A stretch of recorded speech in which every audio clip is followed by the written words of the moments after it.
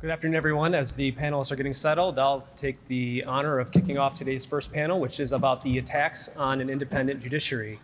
The moderator for today will be former Chief Justice Robert P. Young, who will provide some prefatory remarks and introduce the panelists. So first, let me introduce him. He is appointed to the Michigan Supreme Court in 1999 and led the charge of restoring the rule of law in Michigan. And almost overnight, the Michigan Supreme Court became the envy of courts across the country. And as a result, I think Chief Justice Young became himself the victim of a lot of attacks on an independent judiciary. So he has a lot to bring to this conversation. So please welcome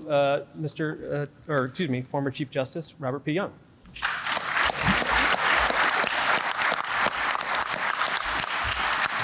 Good afternoon. It's nice to be here. As a former anything, it's nice to be anywhere.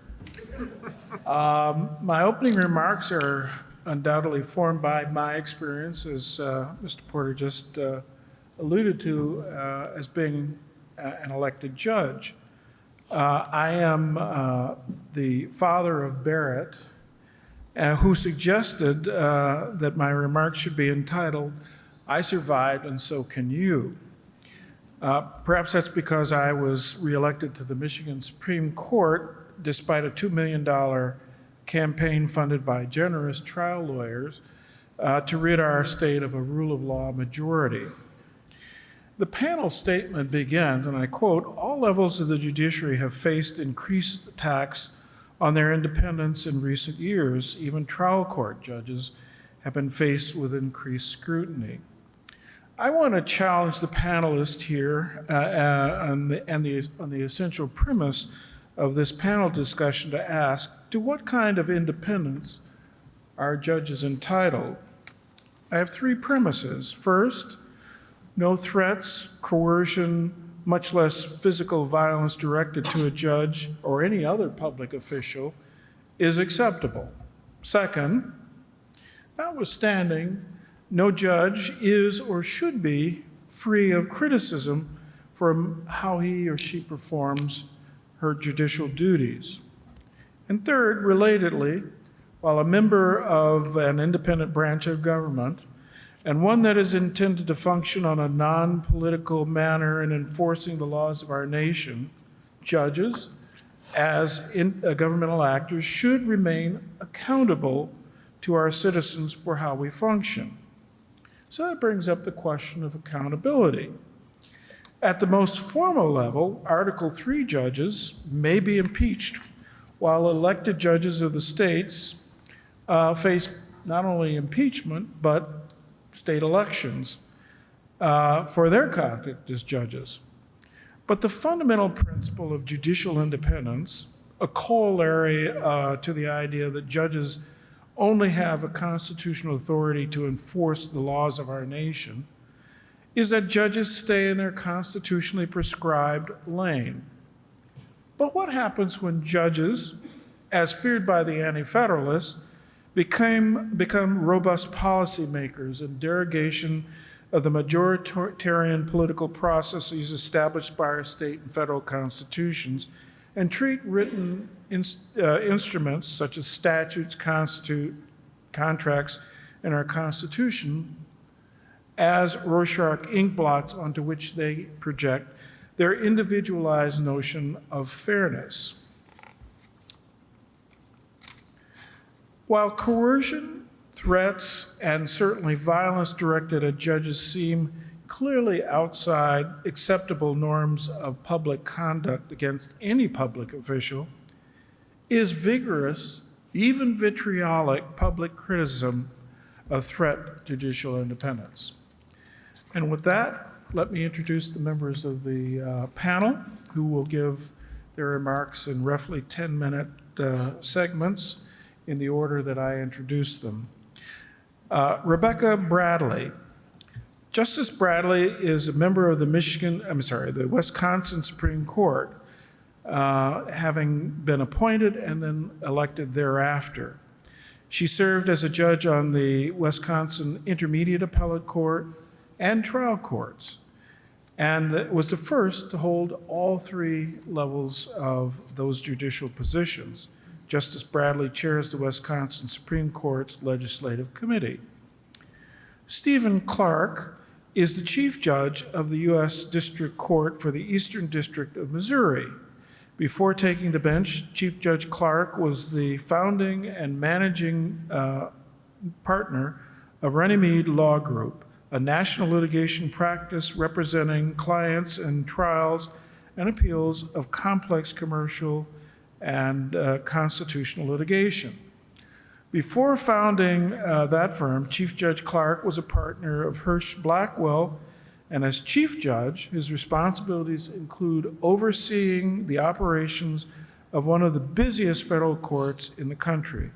Chief Judge Clark also sits on the Federal Council of the Eighth Circuit. Jerry Feinerman is the former U.S. District Court Judge for the Northern District of Illinois. He was on the bench from 2010 until his retirement in 2022. He previously served as the Illinois Solicitor General from 2002 to 2007. In private practice, he's been a partner of the Chicago offices of Mayer Brown and presently Latham Watkins. He has also served as the law clerk to Anthony Kennedy. Ed Whelan is the Distinguished Senior Fellow of Ethics and Public Policy Center and hosts EPPAC's and Anton Scalia Chair in Constitutional Studies. Mr. Whelan directs EPPC's program on the Constitution, the courts, and the culture. His areas of expertise include constitutional law and the judicial confirmation process. Before joining EPPC, Mr. Whelan served as the Principal Deputy Assistant Attorney General for the Office of Legal Counsel in the U.S. Department of Justice. He has also served as the law clerk to Justice Scalia. Would you welcome Justice Bradley?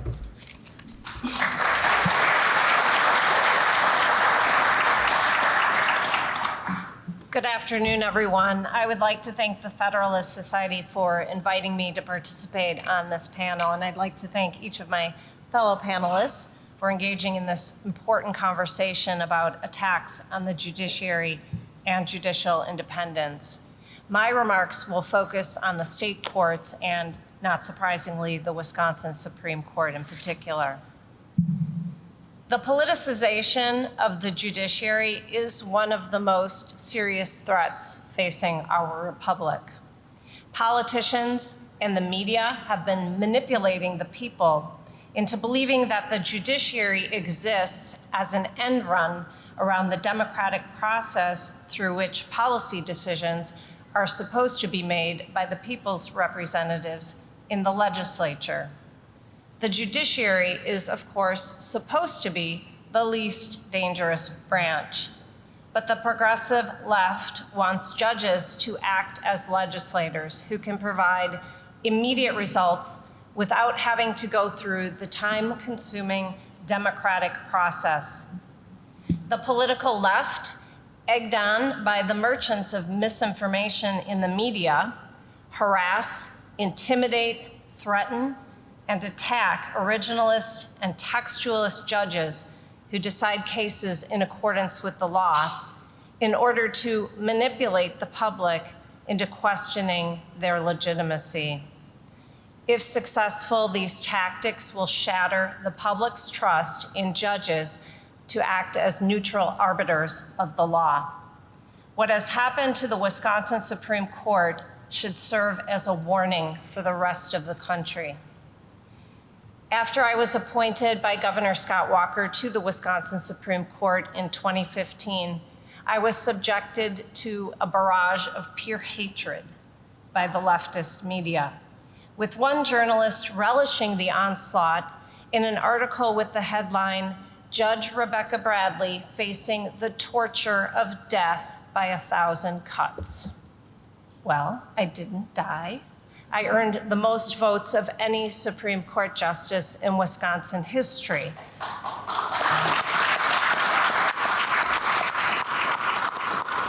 Thank you. I'm not bragging. There was a presidential preference primary on the ballot that April in Wisconsin, and it amped turnout for sure. But I, along with my friends and my family, had to endure the politics of personal destruction. The attacks were salacious and focused almost exclusively on my personal life, not my professional career as a lawyer for 16 years or as a judge for several years. Whenever the mainstream media writes a hit piece about conservative justices or judicial candidates, a former justice of our court will reliably tear us apart at every opportunity. The conservative bar and judiciary remain silent, I suspect because they know that there will be retribution if they don't. This is nothing new, of course. In 1987, the left, led by Senator Ted Kennedy, lied about Robert Bork during his confirmation hearings. Even the Washington Post, which editorialized against his confirmation, called it, quote, intellectual vulgarization and personal savagery, profoundly distorting the record and the nature of the man. But it worked, so they did it again. 4 years later, Clarence Thomas described his confirmation hearing as a high-tech lynching for uppity blacks who in any way deigned to think for themselves, to do for themselves, to have different ideas. You will be lynched, destroyed, caricatured by a committee of the US Senate. The media continues to attack him 33 years later. Just last year, a leftist publication ran a story with the headline, "Wake Up, the Democrats need to destroy Clarence Thomas's reputation." The onslaught continues even in today's headlines. I need not remind anyone of what they did to Justice Kavanaugh a few years ago. And the media's attacks do not end once campaigns or confirmation hearings are over. I could spend hours telling you how the media continually spreads misinformation about our opinions. Maybe that'll make a good law review article, but I could probably write a book. I will give you just one example.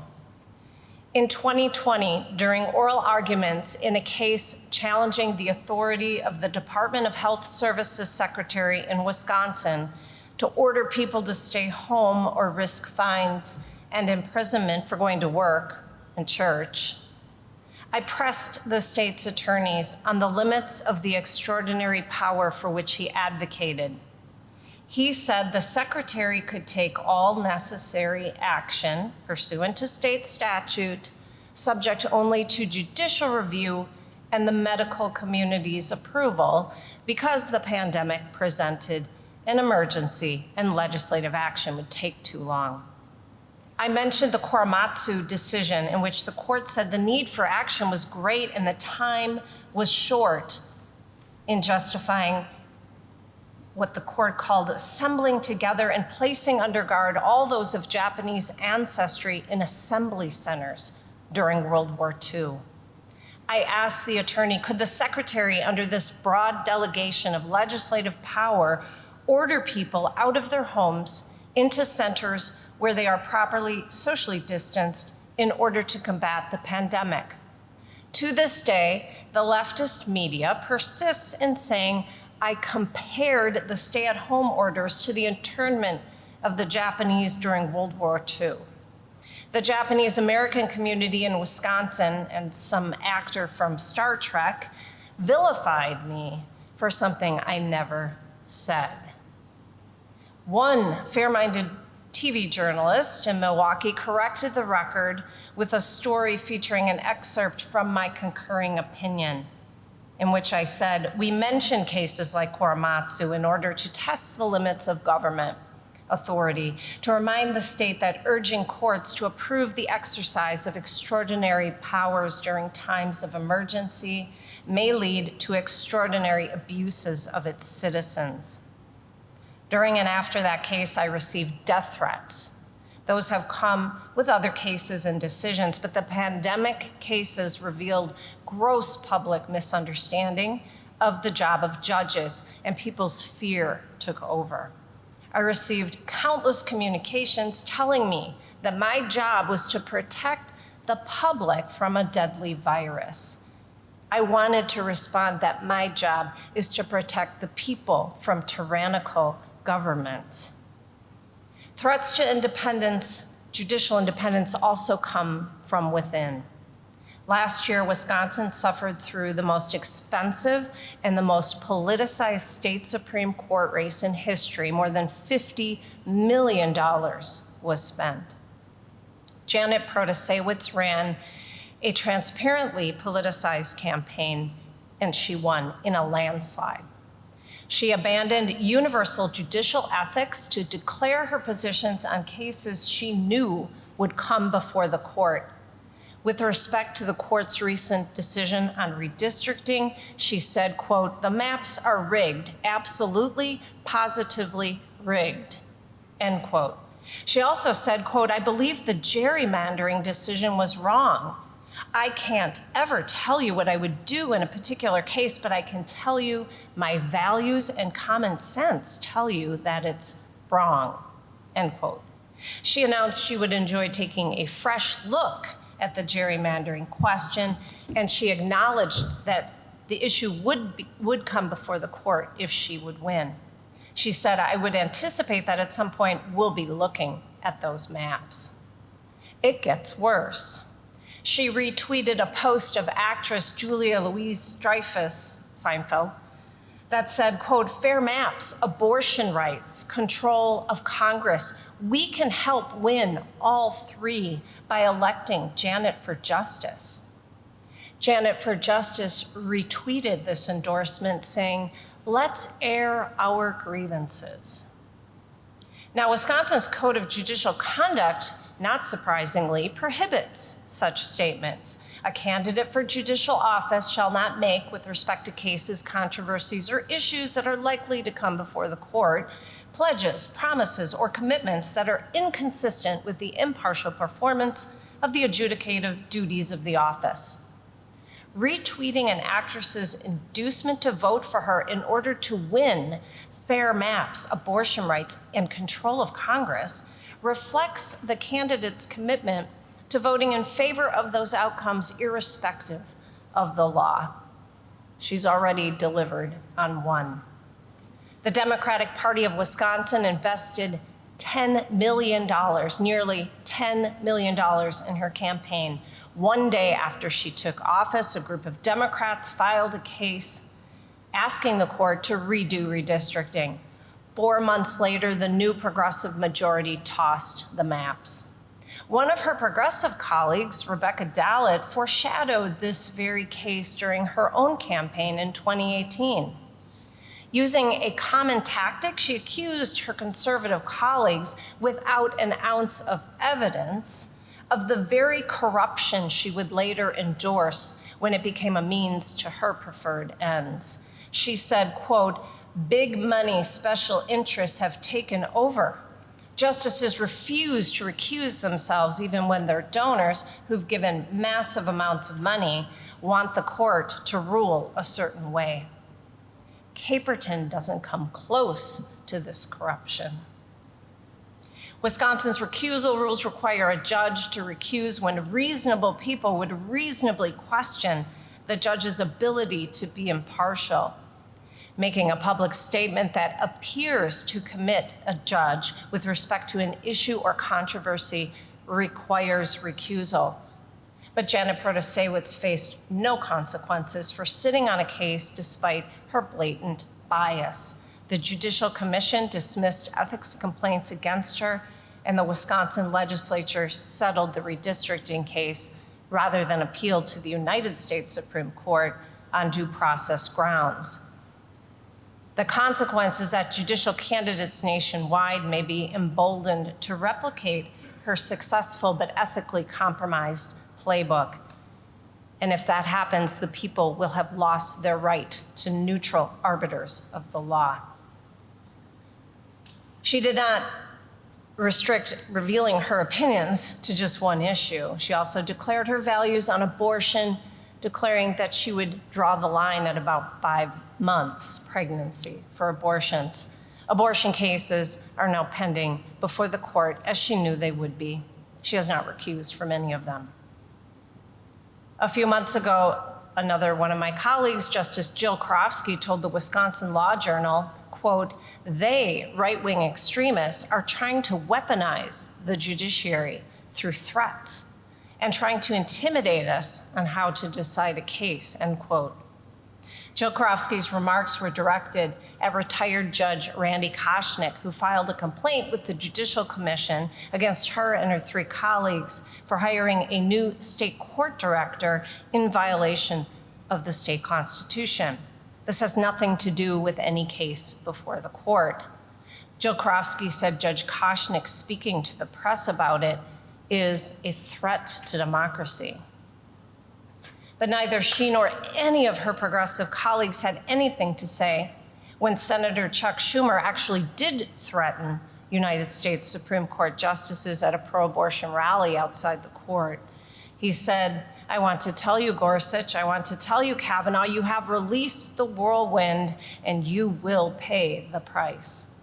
He also said, "You won't know what hit you if you go forward with these awful decisions." In 2022, police arrested a would-be assassin outside of Justice Kavanaugh's home. As others have pointed out, this kind of rhetoric is going to get somebody killed. I have been doxxed by the media, which has published photos of my homes along with their locations. During the pandemic, someone on social media encouraged people to go to my home, infect me with the virus so that I would die. In 2022, retired Wisconsin Circuit Court Judge John Romer was murdered in his home by a man he had sentenced to prison. In response, the Wisconsin legislature has enacted laws to protect our personal information from disclosure, but of course, the law can do nothing to prohibit the media from doxing us.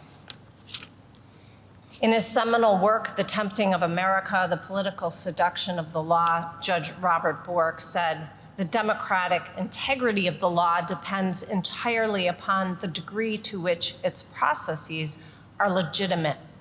Those who would politicize the law offer the public and the judiciary the temptation of results without regard to democratic legitimacy. The ultimate consequence of the judiciary's embrace of politicized decision-making and the judicial abandonment of impartiality and independence will be the destruction of courts' legitimacy and the realization of Hamilton's warning that the merging of the judicial and the legislative powers poses a grave threat to liberty." Thank you. Thank you. When I was chief judge, I used to have lights and would intervene. I would remind the speakers to stay within the time frame they have been authorized for. Chief Judge Clark. Thank you, Justice Young, and I will do my best. So, I'll give you a 5-minute warning if you need it. thank you all for being here, and thank you to the Federalist Society for inviting me to spend a bit of your afternoon with you today. I'm grateful for that very much. I'm going to focus on 3 aspects of attacks on the judiciary. 1, the breakdown in civil discourse in society. 2, search engine bias. And 3, civic education. Let's start with a little background before we move into these 3 topics. As a chief judge, judicial security is one of my top priorities. I spend considerable time studying and working to prevent threats to our judges, our staff, and our courthouses. I spend considerable time as a chief judge coordinating with and reviewing reports from the United States Marshal Service. I occasionally get early morning calls from the marshal about officer-involved shootings and the like. The job of chief judge requires consulting with federal, state, and local law enforcement to ensure our security and to ensure our partnerships are strong. Also conferring with the Administrative Office of the United States Courts on threats to our judges and to our courthouses. It also involves consulting, and sometimes commiserating with the circuit judge who chairs the Judicial Security Committee for the federal courts. So I hope you'll trust me when I say that I could dazzle you or induce a somnambulant state for you with stories and statistics. And there's no shortage of stories and statistics. In the last 2 weeks alone, a man was sentenced to 7 years in the Bureau of Prisons for threatening to kill a federal judge and blow up a federal courthouse. And this man was a repeat offender for federal judicial threats. Number two, the federal courthouse in Des Moines, Iowa was recently vandalized just a couple of weeks ago, brand new courthouse. And three, as Justice Bradley mentioned, we've seen the integrity of Supreme Court justices attacked and attacked repeatedly. So I'll share with you, and I'd venture to say what's a story we're all familiar with and that Justice Bradley referred to, but the details of this are chilling. This is a report from the United States Marshal Service, and as most of you know, the Marshal Service provides judicial security for federal judges, and for that we are very grateful. It comes from the 2022 annual report. Everything I'm about to tell you is in the public record. The report starts out with an understatement. Numerous concerning threats and communications directed at the federal judiciary occurred in fiscal year 2022. The report quickly takes a turn, though, describing the details of a specific incident. On June 8, 2022, Nicholas Roski, 26 years of age, flew from California to Washington, D.C., intent on killing Associate Justice of the U.S. Supreme Court, Brett Kavanaugh. Roski arrived at Justice Kavanaugh's home dressed in black with possession of a tactical police vest, a tactical knife, pepper spray, zip ties, a Glock 17 pistol, 2 magazines, and ammunition. Deputy marshals on post outside of Justice Kavanaugh's home saw Roski exit a taxi and made their presence known. Roski told law enforcement that he was upset over the leaked draft of a Supreme Court opinion on abortion rights, along with the upcoming gun control case and the school shooting the month before in Uvalde, Texas. To the question of why attacks like the one on Justice Kavanaugh and those on Justice Alito, Thomas, and Barrett are increasing, I will disappoint you with no precise answers. As I thought about this discussion, though, I had a decision to make. I could bloviate about stories and statistics, or I could focus on what we could do about it. After all, one of the prompts for this discussion is what is the role of the organized bar in defending judicial independence? So members of the legal profession, and yes, it is a profession, not the WWE, do have a role in defending judicial independence. And I'll take it one step further. Members of a civilized society have a role to play in promoting civil discourse. So for my first point, civil discourse. And again, I don't promise to have a magic formula or silver bullet. I indeed promise more questions than answers. But my hope is to spark a thoughtful and ongoing discussion on the topic of civil discourse. I'll start with a proposition that I dare say is non-controversial. When we disagree, we should disagree without being disagreeable. I'll say it again. When we disagree, we should disagree without being disagreeable. But next, some questions. Have we become a society where the principle, disagreeing without being disagreeable, has been inverted? The way to disagree now, is it by being disagreeable? Does society now teach that to be an engaged member of society, one must express disagreement with invective and vitriolic personal attacks, or with the heckler's veto, with canceling and doxing, with mass protesting, and yes, threats, violence, and physical attacks? Is that what we've come to, and if so, how did we get here? Have we lost the art of civil discourse? So I'll ask you to ponder, where is civil discourse modeled? By whom is civil discourse modeled? Is it modeled in political discourse, and dare I say political debates? Is it modeled in judicial confirmation hearings? Justice Bradley referenced a number of them. Robert Bork, before him, Doug Ginsburg, Clarence Thomas, and Brett Kavanaugh. Is it modeled when presidents and Senate majority leaders attack or threaten judges? Is it modeled in the 24/7 news cycle where anyone with a phone is now a journalist? Is civil discourse modeled on college campuses? Better yet, is civil discourse modeled in college classrooms? Well, this is getting a bit depressing, so let's forge on to perhaps places where we can practice and model civil discourses. We can, and I think we must, model civil discourse in our homes. And folks, I'd submit that's where it starts. We can model civil discourse in our workplaces. We can model civil discourse in our communications with others, family, friends, for lawyers, and our opposing counsel, court staff. We can model civil discourse in our court papers and as judges in our opinions. So with that, I'd encourage you to focus on civil discourse, to be a model of civil discourse. We need more of that today. I would dare say that it may reduce the threats on people generally and on judges as well. Let's turn to my second point, search engine bias. Do search engines fan the flames of attacks on the judiciary? I'll provide a few examples and I'll let you be the judge. These are based on Google searches conducted yesterday and today. Why Google? Google because it's the #1 search engine, and by one report, it has a whopping 92% of the search engine market. And how did I find that statistic? Well, of course, by a Google search. Be mindful of the dates here. As a reminder, it's June of 2024 right now. Judge S. Kyle Duncan of the Fifth Circuit, you'll recall he was shouted down at Stanford Law School with rants that included, "I hope your daughters are raped."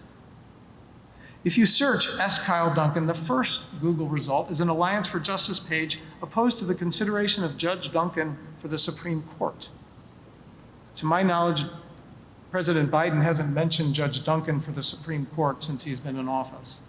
That was the next result is a 2017 article opposed to Judge Duncan's Fifth Circuit confirmation. Again, it's 2024. If you Google Judge James C. Ho of the Fifth Circuit, in the top 5 Google results, you'll get 2 results from 2017 articles opposed to his nomination to the Fifth Circuit. Judge John Bush of the Sixth Circuit, if you search him, the top few results, you'll get 2 2017 articles opposed to his nomination. Judge Patrick Bumate of the Ninth Circuit, second hit, immediately after his Wikipedia pages of 2018 or 2019 Alliance for Justice piece opposing his nomination. And of course, if you search Amy Coney Barrett, the 4th Google result is a 2020 Alliance for Justice article opposed to her. Let's look at the other side of the aisle, so to speak. Google searches conducted today, this morning, revealed no to mildly adverse pieces in the first 10 hits on Justice Sotomayor, Justice Kagan, and Justice Jackson. I'll allow that it may not entirely be search engine bias. Some of these articles that are older get continually updated so that they appear to be recent. But to be clear, I'll leave it to you to draw conclusions from these. Whether search engine bias exists surely is open to debate, and I provide you these samplings for your consideration. Now, that I must say, if search engine bias were to come before me as a judge, and it hasn't, I would consider the evidentiary record with an open mind. My point here for you is for you to consider what impact these types of search results by the dominant 92% market share provider of searches has on public perceptions of judges. Now for my third point, the role of civic education. STEM, science, technology, engineering, and math. STEM education is good, and it's consumed much of the bandwidth in primary and secondary education today. At the same time, the education day hasn't grown to accommodate STEM. In other words, children aren't spending more time in the classroom so they can add STEM classes on. So something has to give. Civic education, unfortunately, is one such something. According to one source, from 2010 to 2016, the federal government spent $54 per enrolled school child in the United States on STEM education. Now let's compare that to what the federal government spent on civic education in that same time period. A mere $5 cents. 5 cents per school child on civics education compared to $4 on STEM. Paul Grimm, a retired United States district judge and a current Duke law professor, mentioned that the decline in civic education and U.S. history education in elementary and secondary schools has left a large portion of the public uninformed about the judiciary and how it functions. Meanwhile, social media is flooded with inaccurate news about our courts and our judges' work. So I submit to you that improving civic education would increase the public's overall confidence in judges and the judiciary, yielding fewer security threats. That is, I acknowledge, a debatable proposition, but one that I'm willing to pursue. And I encourage you in discussions about judicial nomination and confirmation processes to remind people what it is. The Constitution does set up a political process to become a judge. It commits the process to nomination by the president and confirmation by the Senate, the two political branches of government. So yes, it is a political process to become a judge. But to be a judge is not a political job.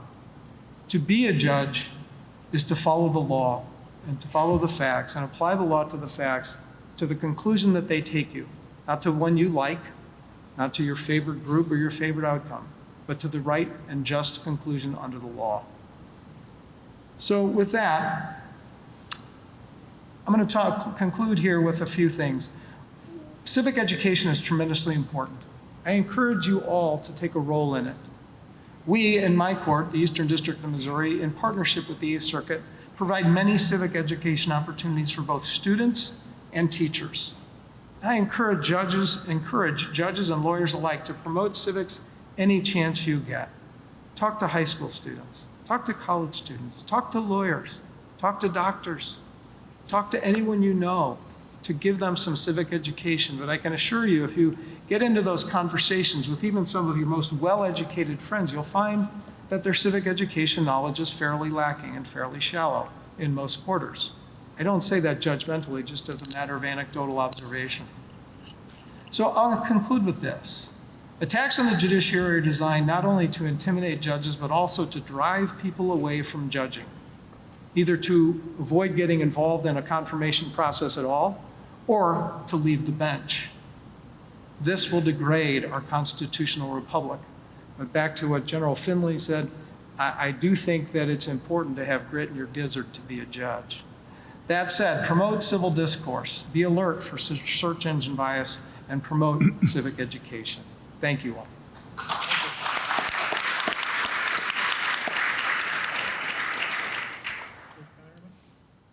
Thank you. And thanks to the Federalist Society for their very kind invitation. It's an honor to round out this very, very esteemed panel. And I want to make a hat tip, give a hat tip to the Federalist Society for making efforts to include non-Federalist Society members on many of your panels. And for those of you who don't know me, that's my role here today. I hope not to make our hosts regret the invitation, because I'd very much like to be invited back.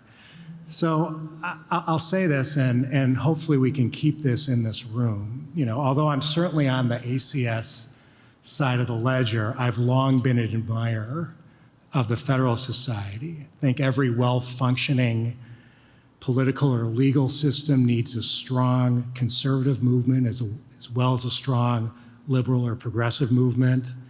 I've spent a lot of time in my professional life in conservative spaces. I clerked for 2 judges, both of whom were appointed by 2 Republican presidents. Spent a lot of time with my friend Tom Fisher there when we were SGs, and with generals, then General Newsom and then General Cruz, and then General Fisher. And I admire your success as an organization.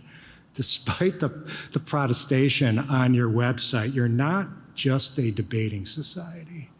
You're enormously consequential in many ways, including by, and here's the obvious one, essentially serving as the judicial selection apparatus in the last administration. The ACS could only dream of the influence that you all have.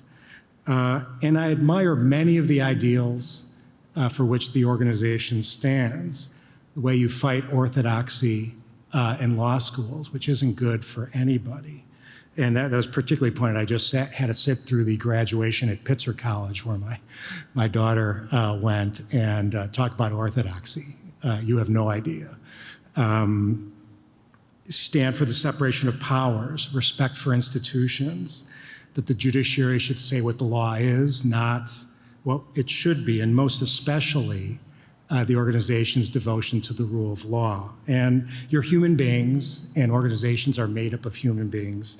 So I'll say this, you don't always implement those ideals perfectly, but that's just because you're human. But it is positive to have an organization that articulates those values.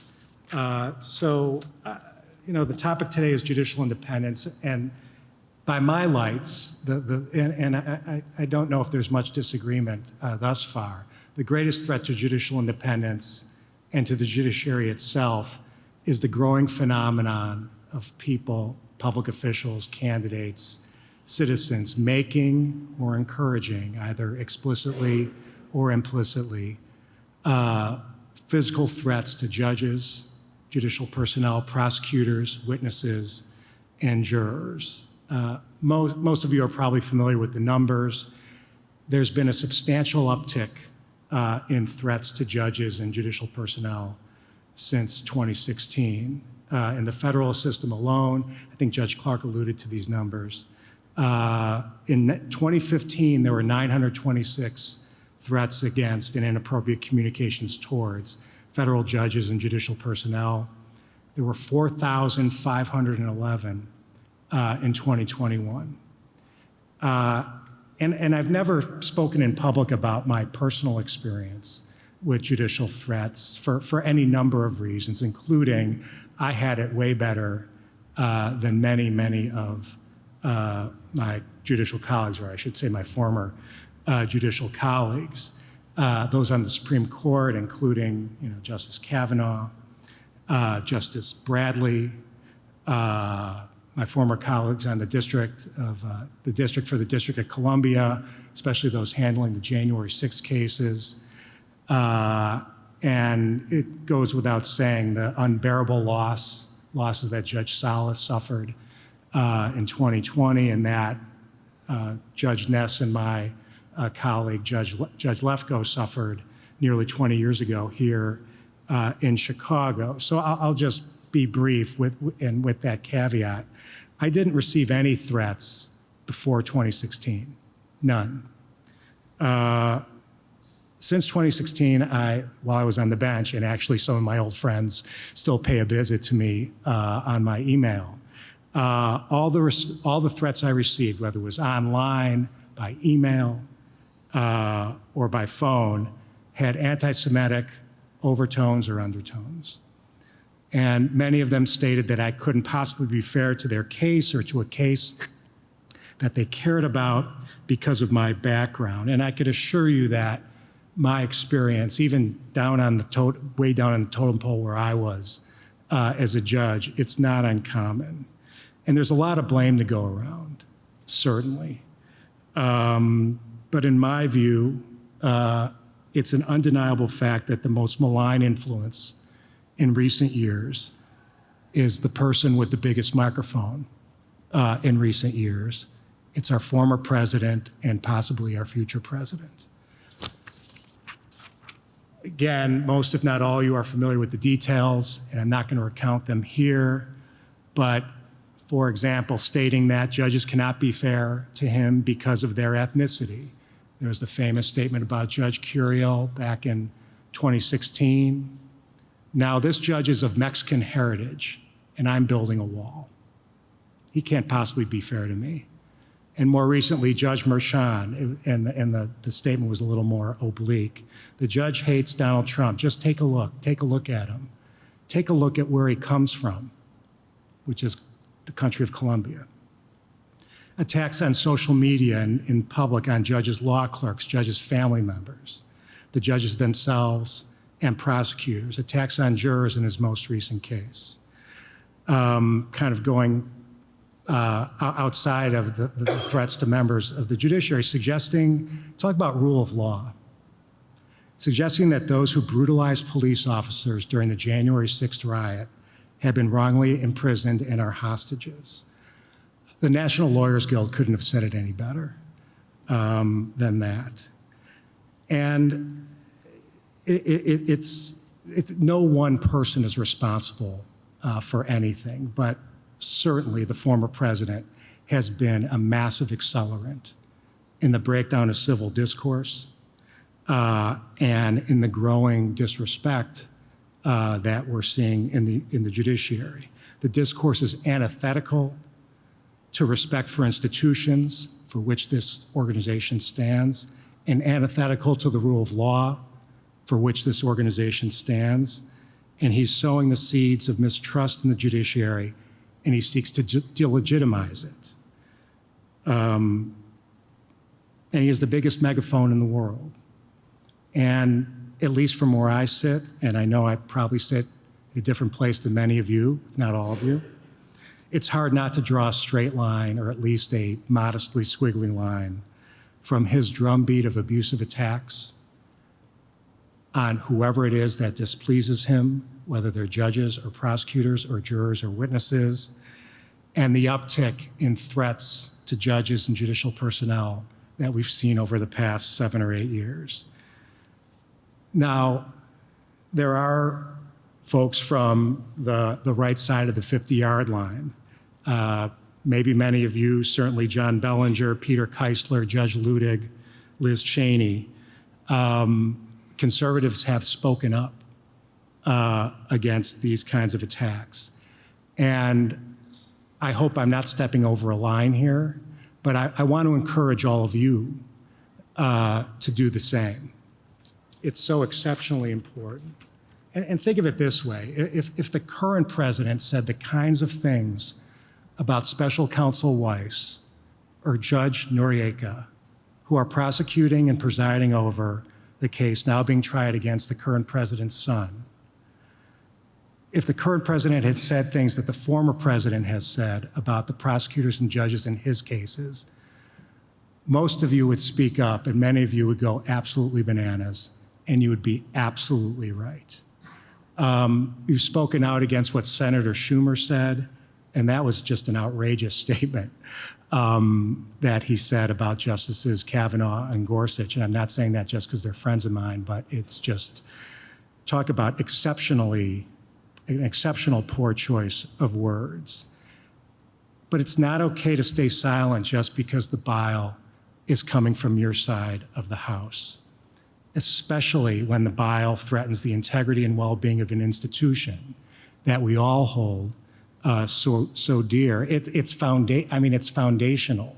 The integrity of the judiciary, which rests on the safety of judges, because without it, everything else, whether it's Roe versus Dobbs, or did Bruin properly implement the Second Amendment, or who said what in a state judicial election, everything else is a detail. If we don't have safety and security for judges, and if the discourse is not elevated, and I wouldn't say this at an ACS meeting because I'd be preaching to the choir, and hopefully I'm preaching to the choir here, but what I'll say is it would be a particularly powerful message coming from all of you, whether you're a practicing lawyer. Obviously, federal judges can't say anything, so I'm not looking at you, Judge Ness, or elected officials, state or federal. We sadly live in an era where it's hard to separate the message from the messenger. So if Senator Whitehouse or Russ Feingold or Jeff Stone says something about the former president's statements about judges and prosecutors and jurors and witnesses, nobody's going to care, because of course they're going to say that. But as lawyers and citizens, we all have an obligation to speak up. And if you all do so, members of this great organization, your words will have an enormous impact because it will be coming from what unfortunately now is an unexpected place. You'll bring honor to yourself. In 5, 10, 20 years down the line, you'll look back with the assurance that you took the right course, that you took the conservative course, advocating for the respect for the institution, that you took the patriotic course, and that you upheld the principles for which this great organization stands.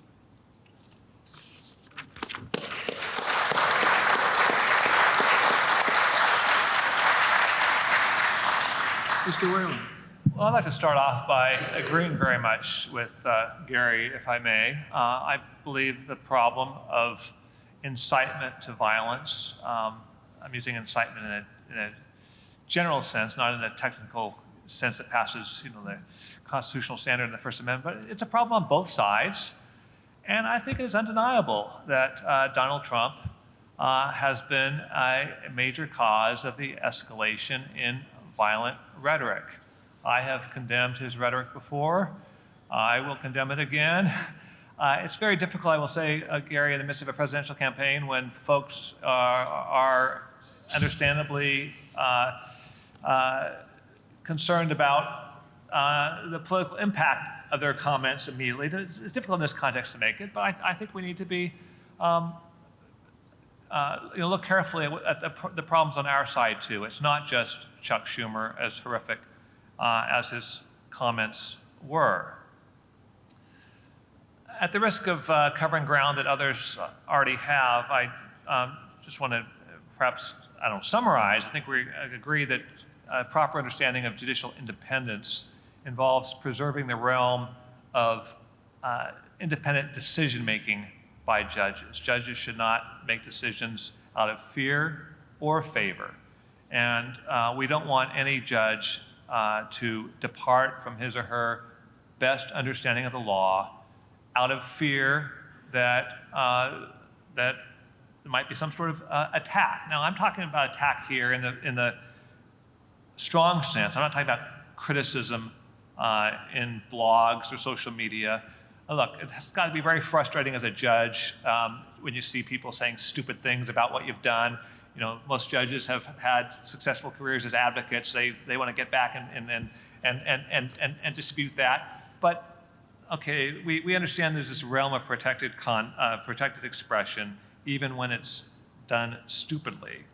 But when you get into threats, when you get into doxing, okay, maybe there wasn't a threat that would subject the person to criminal prosecution, but there's no good reason to make publicly available a judge's personal information, address. Just no good reason at all. If you're doing that, you're either reckless or you're hoping that some idiot out there will use that information to inflict damage. And you can think a whole set of statements.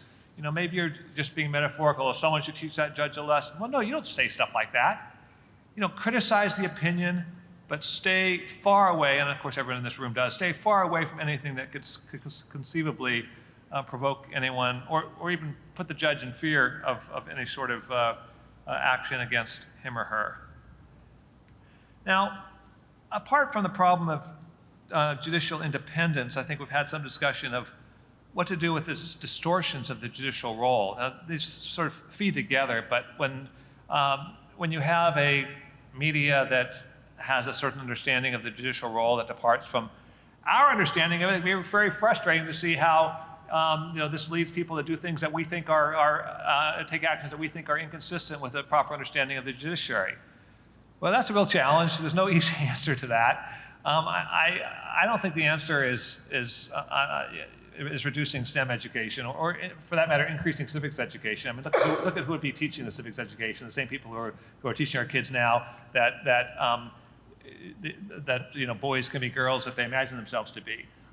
So we have a deeper cultural problem that's going to take a long, long time to repair. I want to just address, as I think the summary of this panel mentioned, possible process fixes, reform proposals. And let me just say, my bottom line is there is no process fix.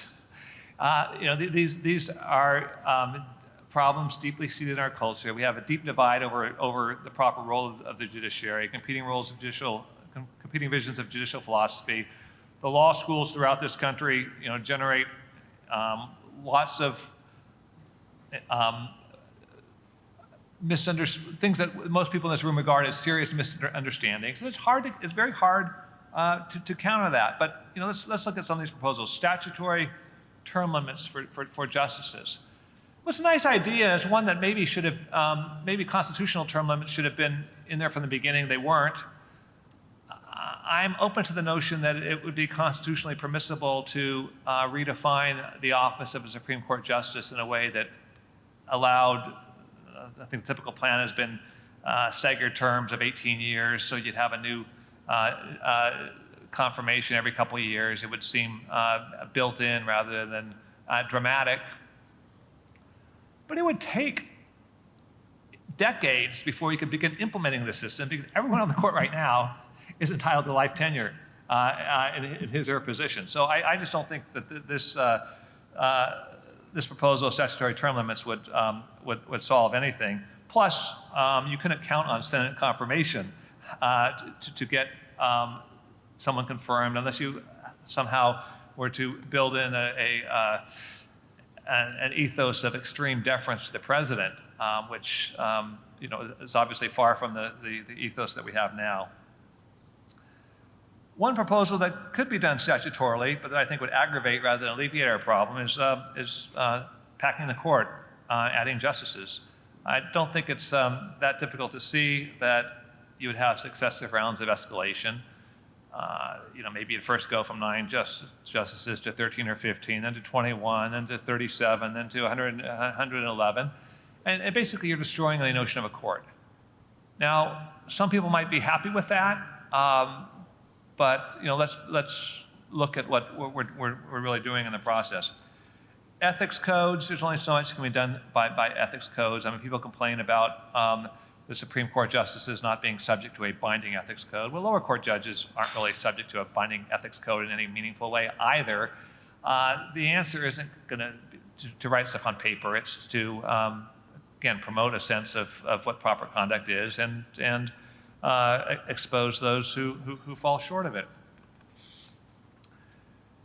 I think I'll leave that there so we can have some time for questions and discussions. But again, this is a deep-seated problem to which there's no easy answer. There's a deep, deep divide in our political culture, our legal culture, as to what the proper role of the courts is. Whoever wins that battle is going to triumph on all these other issues, and we need to do our best to, I'm using the battle language, which sounds too violent, but do our best to persuade people of the merits of our views. Thank you. I've lost track of time. Thank you. How much time do we have still remaining, if any? 10 minutes. 10 minutes? Do we have, are we set up to have the audience ask questions in any meaningful way? Well, while you're doing that, let me ask the panel. Mr. Whelan made a pretty, depending on your point of view, fairly bleak observation that these are normative cultural issues we're now facing.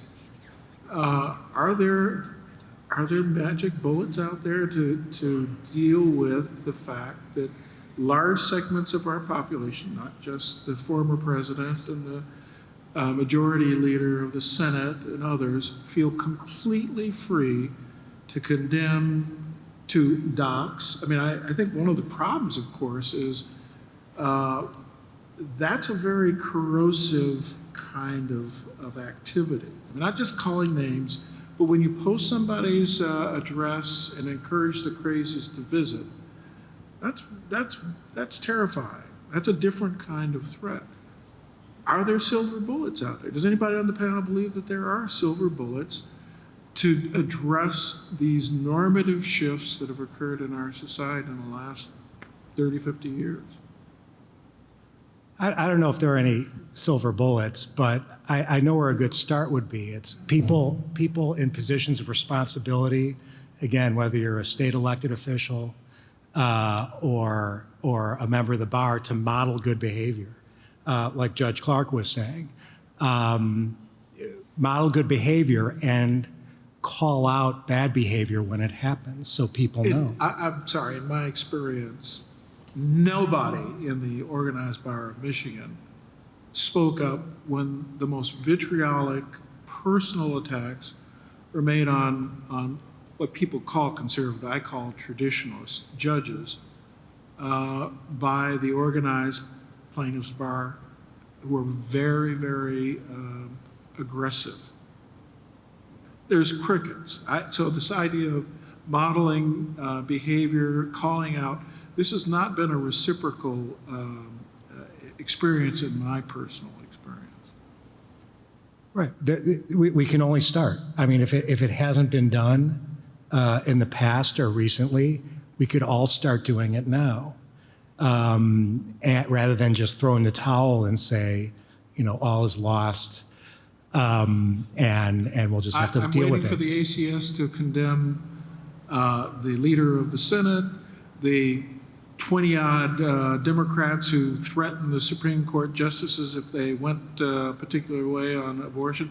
I agree, everybody should model good civic behavior. I just don't see any out there at the moment. Well, I'll say, as Ed says, these are longstanding and deep-seated issues. They're not going to change overnight. I don't see any silver bullet on this. But I do have hope. Okay, sure. Go ahead. Go ahead. No. I was going to That's all. go to the audience for questions. Good afternoon. My name is Moses. I'm from the Minnesota Lawyers Chapter. My question is a hypothetical that's slightly geared toward the topic of attacks on the judiciary. Let's say there's a hypothetical 51st state. They're drafting what will be the constitution of their new state government. And the drafters come to you for advice. They say, we're not quite sure whether we want to elect our judges in the new state government or we want to have a nomination and confirmation process, or maybe there's a third way that we're not thinking of. What would your advice be? I want to elect every frigging judge there is. I would like to have a vote on all of the Article 3s in my state. I know there's a vast abhorrence to those who live in the Article 3 area that we trial judges or we elected judges are vastly inferior. But I thought something was very therapeutic about my having to appear before voters and explain my judicial philosophy and how I went about my judicial job.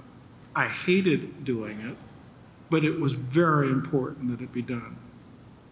In my experience, every judge, no offense, Chief Justice Young, is predisposed to think very highly of the method that led to him getting on the court.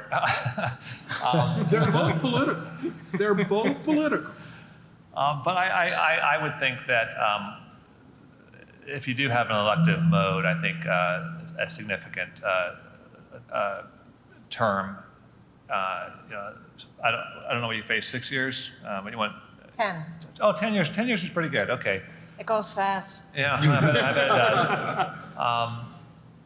But again, the procedures are less important than the legal culture that you try to build in this hypothetical state.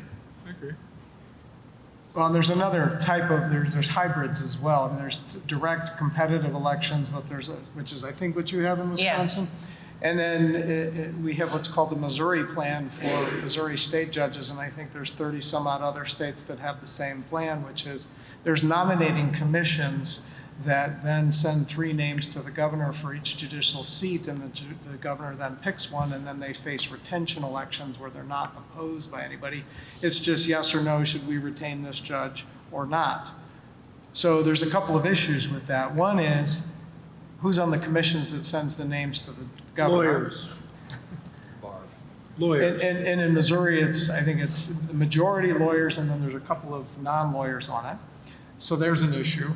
And then the retention elections, if you look historically over the 50 some odd years it's been in our state, or maybe more than that, the number of judges who haven't been retained, you could count on 1 or 2 hands maybe. So the question is, are the voters informed enough when there's these non-competitive elections to make an informed decision as to whether a judge should or shouldn't be retained? So I'm not sure of the answer to your question, what's the best way to do it, but I think each one of the ways we do it has drawbacks. And while Woodrow Wilson would say we would just have angels in government, I'm not sure that that's true either. I speak from the perspective of somebody who was appointed by a governor, but also won 2 elections. And I would leave it to the people to decide how they think judges in my state or any state really should acquire their offices. There are certainly drawbacks and advantages to both processes. I will say that Governor Scott Walker, and not just because he appointed me, but he had an extensive process in place. It was at one time led by our keynote speaker for this evening, now Judge Mike Brennan, and his process led to the appointment of many political liberals, some conservatives politically, but it ran the gamut. He didn't care about that. He cared about judges' commitment to the rule of law and following the law regardless of their political backgrounds. I will say that his predecessors, Republican and Democratic, did not have that same commitment, and I'll leave it at that. But the problem with elections is that it's, great, leave it to the people to decide, to sift through all of the rhetoric. But the problem is with the election that we had last year, there was such an overwhelming imbalance in the dollars that were spent by outside groups, by political parties, that the candidate who lost, my former colleague, Justice Daniel Kelly, I didn't even recognize the caricature of him. And when you combine that amount of money with a media that colluded with the special interests, and I'll defend their right to participate in elections. They have a First Amendment right to do so and to spend however much money the law permits them to spend. But when you have a media combined with that level of money, most of which came from out of the state of Wisconsin, trying to buy a justice on the Wisconsin Supreme Court, I don't know how even well-informed people are supposed to sift through the lies that painted Justice Kelly as basically a pedophile because in his first year out of law school, he happened to handle one hearing where he handled a hearing for a client of his law firm's who was accused of child sex crimes. So that makes it very difficult for the election process to work the way it should. We'll see what the next iteration of the Kavanaugh nominating process is. There's a question over here. Yeah, thanks very much to all of you. This has been a really great panel. One of the things, this is obviously a broad topic that you've been discussing, but one of the things that's become really common that has always bothered me is this idea of having protests at someone's home. Just seems to be such an invasive, horrible thing to do. It's a statutory crime, a federal crime, actually. Okay, well, I was going to say, shouldn't we make it a federal crime? And is there some reason why we couldn't do that? Why they didn't enforce the statute? Okay, well, I guess that was a dumb question. Then we'll pass it to someone else. No, far from being dumb, I think the question highlights a very important public-private distinction. And judges are very important public officials, but they should be entitled to have their private lives and live in peace in their homes, and not worry about their kids being kidnapped or attacked or anything else. So I think we need to have a real protection of the private realm. The AG didn't agree. Another question? It's like we have Over here. Yes. One more. Okay, One more. sorry, I didn't see it. I wonder if in your research to answer these questions and in consideration of the issues that the panel is discussing today, whether or not there's this historical precedent for the types of issues that we have now. I wonder that because I always thought that a lot of the problems we're having with the public interacting and trusting in the judiciary might have something to do with we're just in a really dynamic time for our society because of either technology or politics. Could you be more specific? I mean, what these issues are you? What are we talking about? Dows versus Roe, or what are you talking about? No, I'm talking about how. So the issue that somebody mentioned about protests, and then somebody else mentioned trust. Somebody else mentioned trust in the judiciary by the public. Others mentioned lawyers standing up and being professional and being, disagreeing without being disagreeable. Okay. All of those topics, I just wonder if there's any historical precedent for what's been discussed today at another time that we might draw some wisdom from? Well, I'm old enough to have been on a college campus during the last great eruption of adolescent hubris. I mean, we go through these cycles. What was present in the late 60s and early 70s did not focus on the role of the courts. I think what has possibly happened is the courts have become seen as a more intrusive political actor in our society than was true perhaps in my late adolescence. Well, the role of the courts has long been and properly been a real matter of dispute, obviously, in the American political system, going back to the founding, looking at 1800 and Marbury versus Madison, Dred Scott, the FDR court with the court packing response to invalidation of New Deal plans. So there's always been this conflict, and it's not surprising. There always will be. I think what's different today is that I think social media, anti-social media, has really helped engender this politics of grievance, where each side, agitates its folks to get angry at the other side, and suddenly you have the ability to make everything very imminent to these judges. I mean, they're seeing these threats all the time, maybe just rhetorical, but sometimes real. And I think that technology has made this possible in a way that didn't exist in the past. Any other reaction? Okay, any other questions?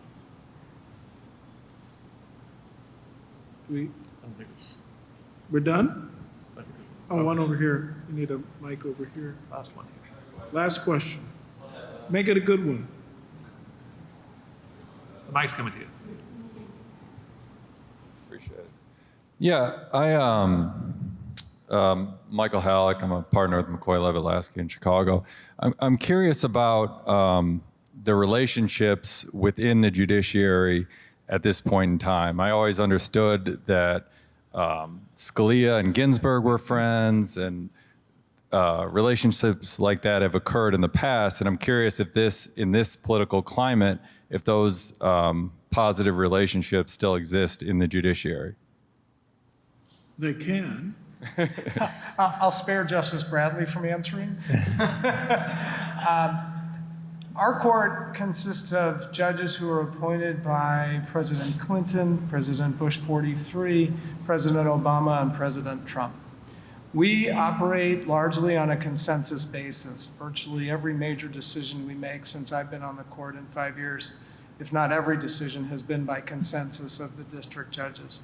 We really work hard to create an atmosphere. I work hard to preserve an atmosphere that was created by the judges before me, to work on that consensus basis and to set aside our differences and find our areas of agreement. And it's very important. So I think, yeah, the answer is yes, at least on our court, and I know on other courts as well.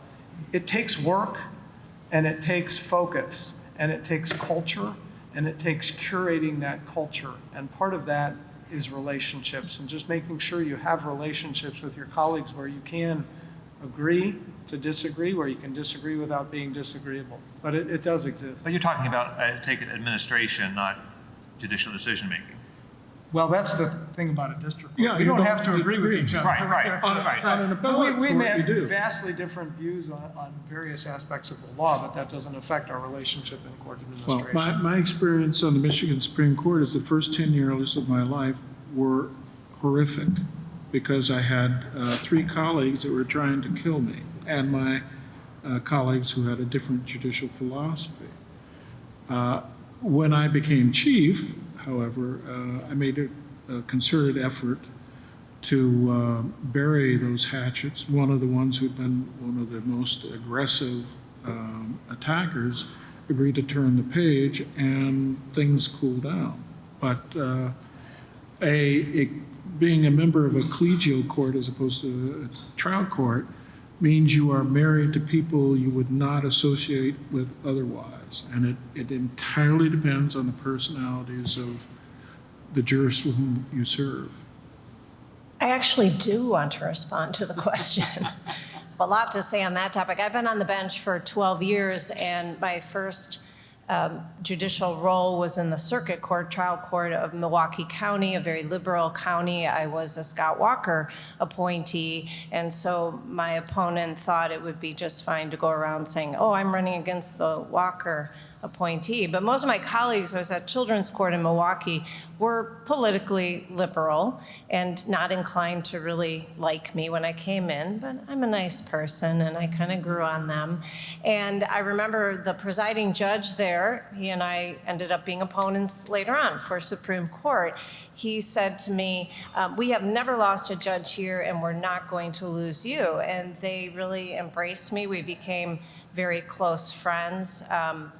But something has changed over the 12 years, and he sat next to me at a debate and said, if you elect her to the Wisconsin Supreme Court, you're going to be stuck with a right-wing ideologue for the next 40 years. And I thought, well, God, I don't want to be on the bench in my 80s, but other than that, thank you, my former friend who is saying these things to me.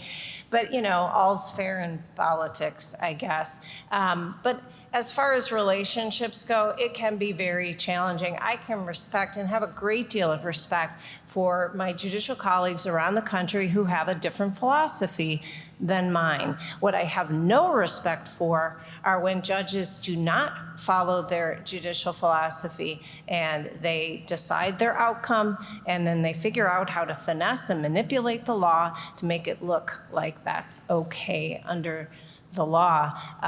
But even today with some of the people I've mentioned, I can still have very positive relationships with them. And in fact, one of the colleagues I talked about today and was critical of, we were in fact tennis partners at a judicial conference. We challenged two people who we should have beat, especially because she was the state champion in high school, but alas, we lost. My experience was very much like Judge Clark's on the Northern District of Illinois. It's an incredibly collegial body, and I'd like to, in terms of friendships and mutual respect, and just picking up the phone and calling somebody for advice. I can't, there's no situation where I needed advice and I thought, okay, I'm going to call a Clinton appointee or an Obama appointee. I can't possibly call a Bush appointee or a Trump appointee. The thought didn't even occur to me, and I don't think it occurs to anybody on our court, but it probably is, I think maybe to Ed's point, or Judge Clark's point, it is easier to do that on a trial court than on a court where you engage in collective decision-making about cases.